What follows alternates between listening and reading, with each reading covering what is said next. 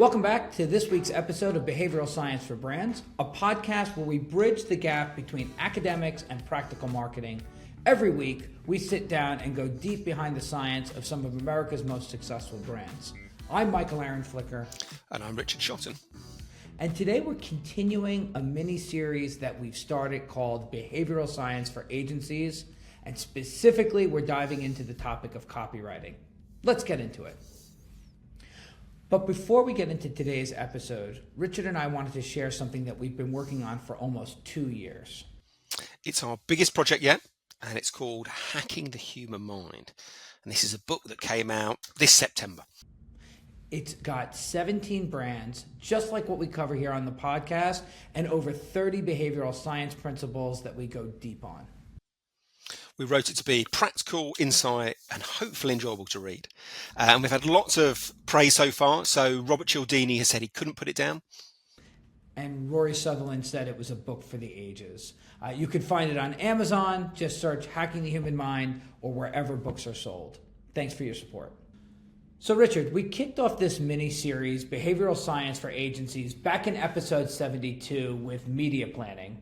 And then a few episodes later, we did pitching, and today we're doing something that really is part of almost every marketing project, and that's copywriting.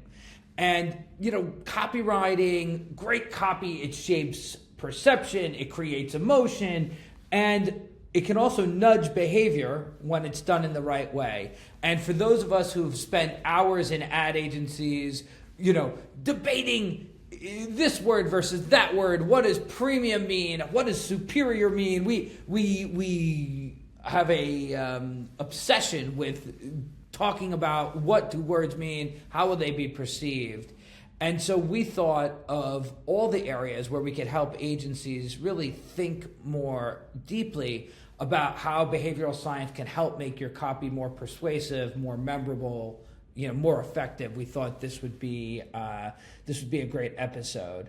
And so we'll go into the biases that helps words and copywriting get even better. And then we'll see where the conversation takes us to today. Excellent. Sounds like a good plan. So, Richard, we have a few key biases that we thought we would talk about. And maybe before I go through the bias, you can tell us a little bit about the idea between concreteness and abstract terms. Yes, I think this is a really simple but underused principle that can help brands in whatever category they're in make their messaging more memorable. And it's essentially the idea that people are very, very good at remembering language they can visualize. They are very bad at remembering language that they can't visualize. So psychologists call language you can visualize concrete terminology. They call language you can't visualize abstract terminology. And there's an awful lot of research that shows concrete language is much more memorable than abstract language. And we covered these types of theories in previous episodes. So if you want to see brand examples of this, Geico, episode 65, Apple, episode 23, we went into the detail on how brands have used this. But Richard and I thought, let's start with the study that really brings this to life. And it's a study by Ian Begg out of the University of Western Ontario in 1972. And he sets up 25 students in a room, and he reads them a list of 22-word phrases. And some of the phrases are impossible amount, better excuse, apparent fact, and others of them are words like rusty engine, flaming forest, white horse. And he asks the group to remember as many as they could. And what you found was that on average, they could recall about 23% of the terms. So that's kind of interesting. And if you had tried to remember right now the list I just read, you could say, did I get better than 1 out of 5? But what was really the striking observation that Begg made was that just 9% of the abstract words could be remembered, like impossible amount, versus 36% of the concrete terms, like white horse. And that's a 4-fold difference. And so as Richard opened, Begg argued that vision is the most powerful of our senses. And so when you could see the two-word phrase in your head, like white horse or square door, it's much easier for you to hang on to that thought for longer. And so while that's an interesting study that was done 60 years ago, Richard, you've taken that idea and you wanted to bring it into even more modern commercial setting. Yeah, because there's a number of potential issues with the study. So as you say, it's done back in 1972. This is a very old study, and some people think people change, so maybe it's not so relevant. So you've got this age as an issue. You've also got the fact you mentioned that the sample size was 25. It's very small. Can we really base a big brand decision on 25 people? It was run on students, maybe not the most representative audiences. Perhaps you're targeting business people or those who earn over $100,000. Can you extrapolate from what worked with some students to those other audiences? And then the other parts of the study that draw questions about its validity are things like the bizarre phrases that Begg decided to use. Some of the words were things like flaming forest or muscular gentleman. They're not the normal thing most brands are selling. So because of those concerns, back in 2021, Mike Trahan and I reran Begg's study with a few little twists. Firstly, we made it up to date. It was 2021. We then got a much, much bigger audience, 400 plus people. We made sure they were nationally representative. And we replaced the frankly bizarre word choice with more commercial words, things like fast car, skinny jeans, ethical vision, wholesome nutrition, things that you might see occurring in an ad. And then the final thing we did to try and make it a bit more robust was, rather than ask people straight away what they remembered from our list, we waited for 5 minutes and then asked people what they could remember. Because of course, advertisers aren't just interested in immediate recall, they want more sustained long-term recall. And when we did that, not only did we find Begg's results held, yes, concrete terms like fast car were much more likely to be remembered than abstract ones like wholesome nutrition. Not only did we find the same basic data, we found it was much, much stronger. So we found that people were almost 10 times more likely to remember the concrete than the abstract. So if anyone was concerned about applying this principle because of the flaws in Begg's study, hopefully the study Mike and I did should put their mind at rest. This is such a big impact. It is something that every copywriter out there should be thinking about if they want to increase memorability. And as an agency, when you get a brief, so often the brief is asking for you to bring to life RTBs, unique selling propositions that are really internal language from the client to the strategist, or from the strategist to the internal agency. And so part of the copywriter's job is to take that and put it in external facing language. But adding this extra lens of how can we make it concrete so that it's memorable is really an additional layer we're adding to their job. Yeah, absolutely. So it's fine for a client to put on their brief an abstract objective, high quality, trusted, premium. The job of the copywriter is to take those ideas and then translate them into language that is easily visualizable. And it's this visualizable bit that's key. I think sometimes people conflate concreteness with simplicity, and that's not quite right. The argument is, if you make a word easy to picture in someone's mind eye, that's when it becomes sticky. Yeah. I think that, in Begg's original study, square door just always sticks with me, because you can see a square door when he gives it. But to your point, it's that you can visualize it in your mind's eye.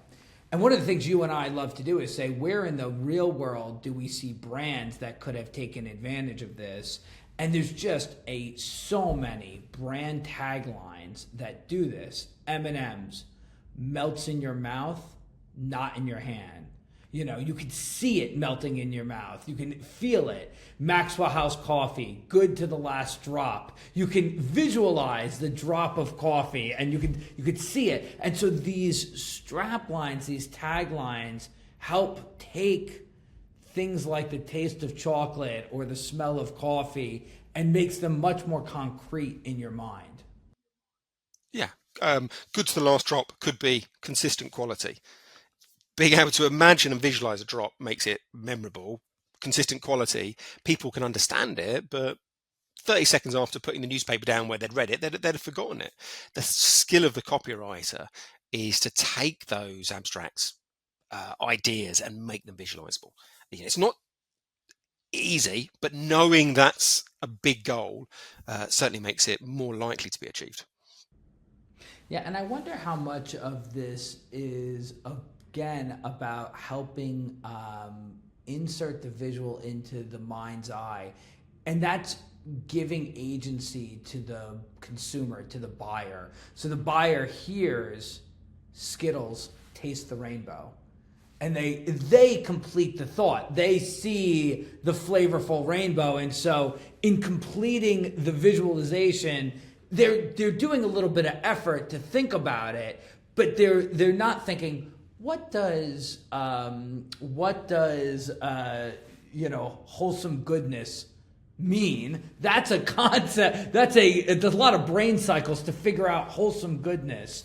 But taste the rainbow, I think about a rainbow and all the colors, and that infers the taste to me of how flavorful Skittles will be. You and I hadn't talked about that, but there is something about I think you're right there. I think that can explain part of the success. So there are definitely experiments out there that make that exact argument. So Graf and Slamecka at the University of Toronto did a famous study into what they call the generation effect. And it's just as you say, if people have to put a little bit of effort into coming up with the answer themselves, that message tends to be stickier. So that they did a study where some people were given synonyms like fast, rapid, others were given the same synonyms, but there would be a letter missing, fast, and then R blank PID. And it was the people who had the missing letters in their words, they remembered about 15% more. And the argument was because people had to generate the answer, it became that much more memorable. So I think part of absolutely taste the rainbow or good to the last drop can be people going to the effort of generating the image.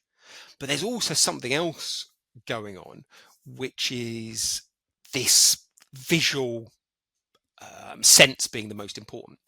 Because in the Graf and Slamecka one, there's the generation, but not the vision, and we get this 15% bump. With Beg, when you introduce this visual element into language, then you're getting this 4 or 10-fold increase. So I think you're absolutely right. An element of interaction, an element of generating the answer yourself boosts impact. But then if you also layer on that visual image, then suddenly you're onto something really, really. And it could be easy to say, well, this is very well and good for consumer brands that you can visualize candy in your hand or you can visualize coffee in a cup. We're saying you can go beyond that. Good to the last drop, taste the rainbow, melts in your mouth, not in your hand. You could do more than that. But some may push back and say, but this doesn't really work in B2B. And, we went looking for a really clear example in B2B copywriting, which is just more naturally prone to abstractions and talking in business terms and just being a little less visually concrete. And we found this campaign by IBM called Every Second Counts. And they designed this campaign specifically to help bring attention to their products that help with data security. But the concrete framing was all the campaigns dramatize the actual data breach itself. They have a countdown clock of every second that you're having a data breach and the hundreds of thousands of dollars that are being spent during the data breach. And then they share real stories, that make the whole thing visceral. But making the seconds of a data breach concrete by the money that's wasted or the money that's being used during that, to me was an example of making it more visual. They show the clock. What do you think? Is that an example of IBM using visual, some more visualization to make it more concrete in people's minds?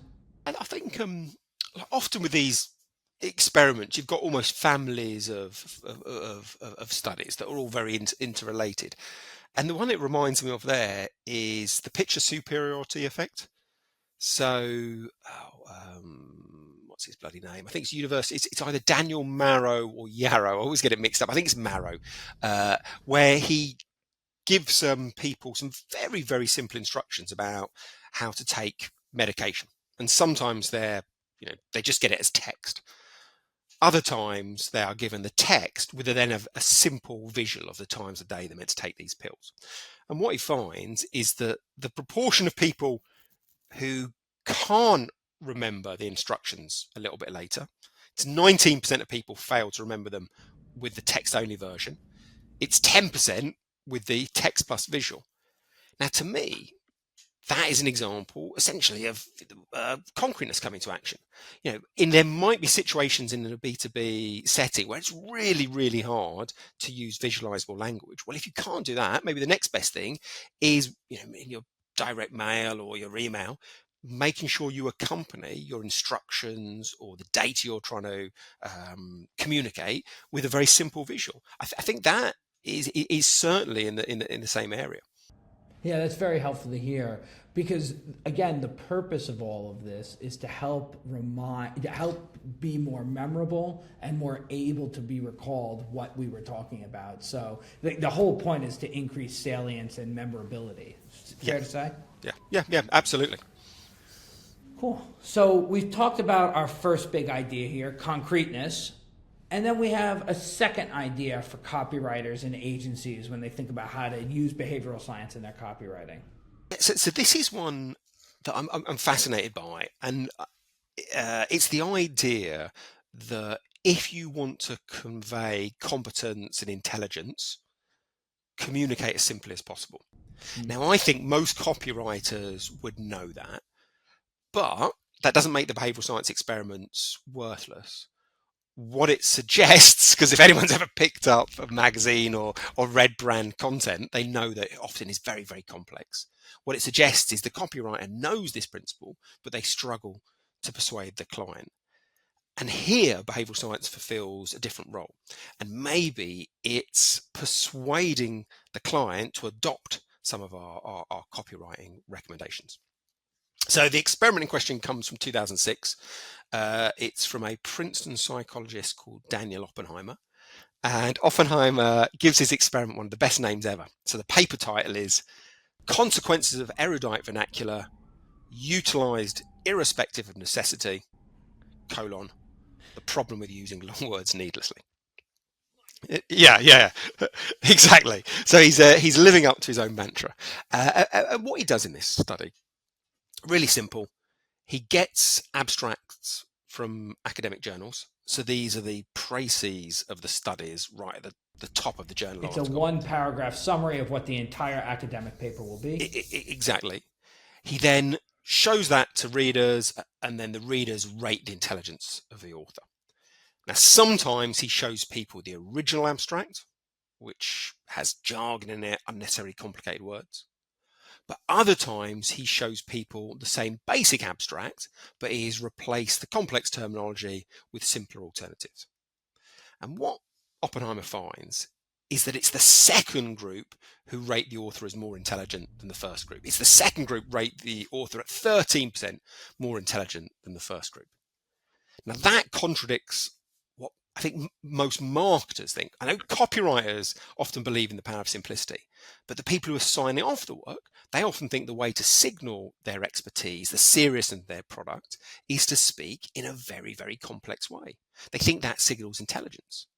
But what Oppenheimer suggests is if you use complex words, you often confuse the reader. And then that confusion, they won't blame themselves, they'll blame you as the communicator. So the argument here is if you want to convey a powerful positive image, speak as simply as possible. Make sure you are using easy to understand terminology. Make sure you're getting that reading age grade down. And if you do that, it will reflect very well on you. And so often, the job, as you said, of the agency is to not just do great work that will work in market, but to make sure that your clients, the brands, the marketers, have confidence in why you're doing that. So, sharing that there could be a 13% increase in the simple version versus the more complex version really gives the client a sense, okay, there's some data backing up why we would choose to simplify, maybe in their terms, overly simplify. Yeah, exactly. Because if you don't, if you have this study, you can take it to the client. You can run very quickly through the methodology. What did it take us? 2-3 minutes to do? And what I've tended to find is it switches the conversation from, should we communicate in a simple way to how do we communicate simply? Because you've taken this rigorous, independent, crucially, study that supports the argument. That is a very persuasive way of getting towards simple copy. What doesn't work so well is, drawing on a quote from George Orwell or relating back to your own level of experience. Because if you Yeah. talk about Orwell's rules for writing, people are going to think you're otherworldly and Or you not belong in commercial it enough. as an English graduate. Yeah, exactly. You want to be writing, poetry and modern verse, not sell stuff.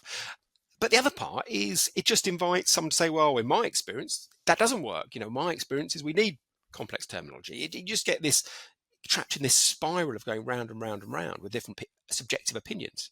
But if you take the study itself, suddenly it I think unlocks a willingness to listen because of that rigor and that independence of the underlying. So the first benefit is that using simple words boosts perception of competence, but there's a knock-on benefit here that it also makes it easier for the receiver to take action.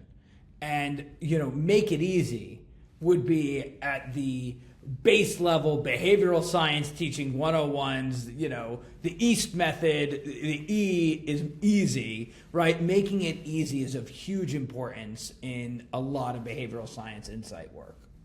Absolutely. And you've got some of the real giants of the field, Nobel Prize winners like Richard Thaler and Daniel Kahneman talking about this principle. So they say it's the single most important principle of all the behavioral science experiments out there. You've also got amazing figures like Todd Rogers, who we had on the show a while back, talking about when it comes to language, make it easy is a very important principle. And actually, he's not just a commentator in this area. A lot of Todd Rogers' work proves this point.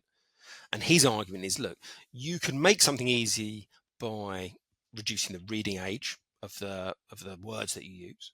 The other way you can make something easy is to reduce the volume of words you use. And he says you should be doing both of these things. So he did a lovely study with Jessica Lasky-Fink, who's at Harvard. And in 2020, they sent out 7,002 emails to American school board governors, members. And he asked them to fill out a quick survey. Now, sometimes people received a 127 word email, asked them to fill out the survey. Other times they received an abbreviated version, 49 word email. Now, what Rogers and Lasky-Fink found was that people who received the word email, 2.7% of them filled out the survey. People who received the shorter version, that response rate went up to 4.8%. So we've got this 78% improvement in responses. Massive. Yeah, massive increase. But then the really interesting bit is they then do a follow-up. They go and find lots of people who did or didn't fill out the survey. They keep on asking them to say why they did or didn't. And one of the questions they ask those people is, how long did you think it would take to fill out the survey? And what's interesting is people who received the word email, 29% of them thought the survey was going to take more than 5 minutes, whereas that figure almost halves with the brief email. It's down to 15%. So the argument here is, in a situation of uncertainty, like, how long is the survey going to take? People use the effort of reading the request as a proxy for the effort that the actual task will take. So if you make a really detailed, wordy argument about all the amazing reasons you should fill out a survey, you might increase motivation a bit. But what you're also doing is increasing the perceived effort of the task. And often it's the perceived effort of a task that really affects how many people do it. So reducing the length of the request is one of the best ways to make it feel like a very small. Yeah, my mind immediately, as we were talking about this study, my mind immediately went to government forms and how on the instruction of any form in America from the IRS, you might have an entire page of instructions for a half-page set of fields to fill in. So I was thinking about like how much you could change compliance with government forms through this through this simple insight that if you can give less instruction even up front, even if all that information went in an appendix, how much better it might be. Absolutely. Most people are busy. They've got lots of different things they could be doing. And a part of us, and I know I'm guilty of this, is we're often lazy. We have this long to-do list, and what we often do is put the easiest things to the top because we get this great sense of satisfaction from ticking them off. So if you give people a page of rubric about how to fill in the survey, people are going to think, oh my Lord, that's my whole afternoon gone. I know I've got to do my RS forms, but it's going to take ages. Okay, I'll get a few quick jobs done and then I'll come to the IRS. But of course, it keeps on getting supplanted, and there's other stuff that comes at the top of the to-do list. So it's not that people say to themselves, oh, I'm never going to do it. But what ends up happening, it goes to the bottom to-do list, and then it takes a long time to ever surface. So make it simple, make it a short request. You're more likely to go to the top to-do list. You're more likely to get acted upon. So we've shown this lovely study, and I raised an idea of how it might affect government forms. It occurs to me commercially, even when you sit in a restaurant and you get a book as your menu rather than a simpler presentation, even if it's the same number of dishes, the idea of multiple pages to flip through and lots of descriptive text on each one versus something shorter, maybe I'm just, my own experience is it feels more daunting. Whether or not you flip through every page or not, still you're in a high intention environment, you're sitting in a restaurant, you're going to spend money on a meal, maybe you're still going to get through it, but there does feel that sense of, oh, this is a daunting task to flip through all these pages. And there are real downsides, even outside of the ease part. So there's a brilliant book, I think it's called The Paradox of Choice by Barry Schwartz, and he talks a lot about the danger of giving people too many options. And what he essentially says is that if you're going to a restaurant, you might have one bottle of wine, you might have a couple of glasses. So if you give people, let's say you're just going to have one glass. If you give people a menu with 5 glasses on, that there are 4 things they're not having. There are 4 things that those people might slightly miss, through loss aversion. If you give them a booklet with 100 wine glasses, now there are 99 things they're not having. And each of those absences, each of those things they're not having adds a little bit of pain. So he says there is a downside in terms of perception of effort, but there's also that kind of FOMO that comes with giving people too many options.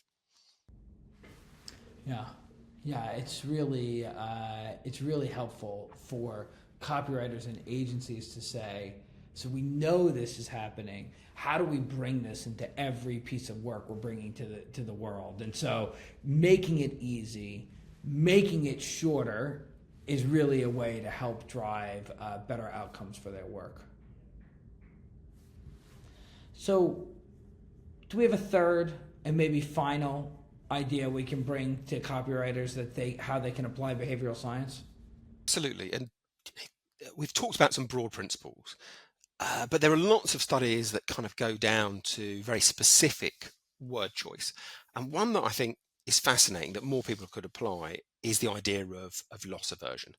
So this is essentially the idea that the equivalent loss will affect us more than the equivalent gain. So what I mean by that is if you are walking home tonight and you realize you have dropped $5, you will feel very bad. Someone else out there will eventually stumble across that $5 and they will feel quite good. The point is their happiness is smaller than your sense of loss. Even though it's mathematically the same amount, when it's from the loss perspective, it affects us more than from the gain perspective. Now, that's not just speculative argument. There is a lovely 1988 study from Elliot Aronson. He wasn't the first person to experiment on loss aversion, but I think he did the most practical study that I know. And he goes around to 404 houses, knocks on the door, and tries to sell people loft insulation. Now, for half of the homeowners, he says if you take out loft insulation, you will save 75 cents a day. The other half of people, he says if you don't take out loft insulation, you will be wasting 75 cents a day. So both circumstances, it's the same mathematical amount, 75 cents. And if people were completely logical, then the impact of those statements should be roughly the same. Yeah. But he finds something quite different. He finds that when he frames it as a gain, you'll gain 75 cents if you do this. 39% of people want to find out more information. Whereas when he frames it as a loss, that number jumps to 61%. So exactly the same sum becomes 56% more powerful if it's framed as a loss rather than a gain. Now, that is definitely something that copywriters can apply more. Most brands don't use that. Most brands talk about a gain frame rather than a loss frame. And so whether it's don't waste, don't miss out, don't lose in the example you gave, where you can frame a message that will make you think about what happens if you don't do this. And that fear of loss is what can motivate people to be much more interested than the same amount if it was just a gain. Exactly. And that is a much rarer tactic. Most brands say, switch to us and gain £100. They don't say, if you don't switch to us, you'll be losing out on £100 or $100. So copywriters should think, look, in my specific circumstance, can I keep it simple, but frame it in that negative loss way? Because if you can still keep the simplicity, then you're on something quite powerful. Yeah. And I do think that there's a sense generally from clients that we don't want to communicate negative things to the world. Like that would just generally, we want to put our brand near happy, lighthearted, positive things, because that will shed a positive light on our brand. And I don't think we're really saying that they have to be negative. I think what we're trying to do is gain attention and importance by pointing out the other side of the coin, that there's something, smart people wouldn't waste this time. Smart people wouldn't waste this money. So it doesn't have to be negative. It's more that we just need to focus on the loss more than the gain. It feels like they're close, but there's a distinction to be made here. Yeah, I think that's absolutely fair. Absolutely fair. Yeah. Yeah. So we've gone through 3 key ideas for our copywriters and agencies. You want to give us a quick summary of what they are? So the first thing we talked about was concreteness. This is the idea that vision is the most powerful of our senses. And if you want people to remember your copy, try and make it as visual as possible. So if people can visualize the language you're using, it'll be much stickier than if it's too abstract. So that was the first principle. The second principle was this overarching idea of make it easy. We've talked about the Oppenheimer study, which was if you use simple language, it will reflect well on you as a communicator. You'll look more intelligent. Your brand will look higher quality. And then we also talked about a related idea, which was the shorter your request, the easier people will think that request is going to be. Lots of text makes people think the task is going to be onerous. So that was the Todd Rogers and Lasky Fink experiment. And then the final, more specific study was the Aronson one about loss aversion, the idea that losses motivate us more than gains.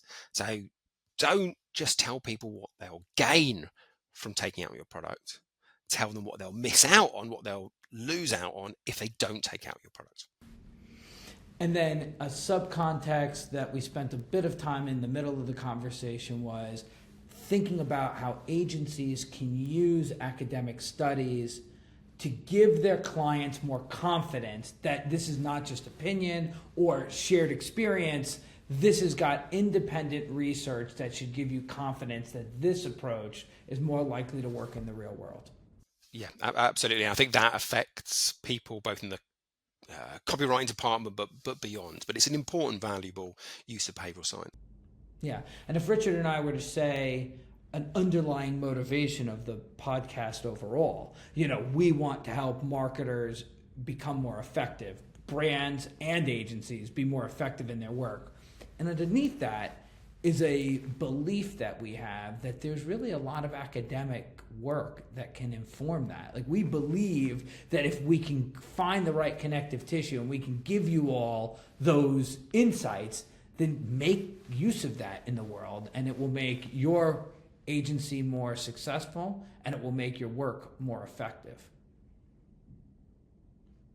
And that can bring us to the end of this week's episode. And as we like to do, Richard, we always like to do a fun question to wrap the episode. Your favorite tagline, strapline of all time? Do you have one? Whittling down to one is hard, but one that I might go for, which features in Hacking the Human Mind, is 1,000 songs in your pocket. So in the Apple chapter, we talk about the benefit of concreteness, and we also talk about some other really nice ideas like optimal newness. But around copywriting, we talk about 1,000 songs in your pocket and how that exemplifies this idea of concreteness, because you can picture a pocket in a way that you can't picture a claim about 5G, 5 gigabytes or 5 megabytes. So that's one of my favorites, I think. You get 2 gold stars. 2 gold stars, excellent. 2 gold stars for an amazing strapline tagline. I didn't come up with it, Yeah. That's true. And for tying it back to today's episode on concreteness. Excellent. Yeah. Brilliant. So what would you go for? You can't have that one. Yes, I'll take inspiration from pulling from our book, the Guinness chapter that has "Good things come to those who wait." Is an example of the pratfall effect. We've covered it as, I think it might have been our first episode we ever did together, back in episode 1. And we did it as a chapter in the book. There's so much for great marketers to learn about this, and really it's a great bit of copywriting. Yes, I think Will Storr, who we've got coming on soon, calls these atomic statements, statements that have so much packed into them, and good things come to those who wait is certainly an example of that. It's a great one. Well, thank you, everyone, for listening to today's episode. We were really excited to get this one done for those agencies where this can be helpful.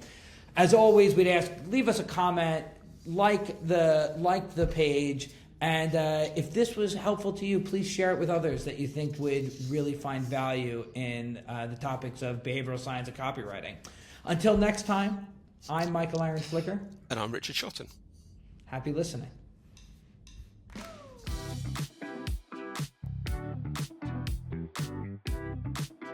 Behavioral Science for Brands is brought to you by Method One. Recognized as one of the fastest growing companies in America for the 3rd year in a row, featured on Inc.'s 5,000 list. Method One is a proudly independent creative and media agency grounded in behavioral science. They exist to make brands irresistible, helping people discover products, services, and experiences that bring moments of joy to their lives. As behavior change experts, Method One creates emotional connections that drive true brand value for their clients, focusing primarily with indulgence brands in the CPG space. Find out more at methodone.com.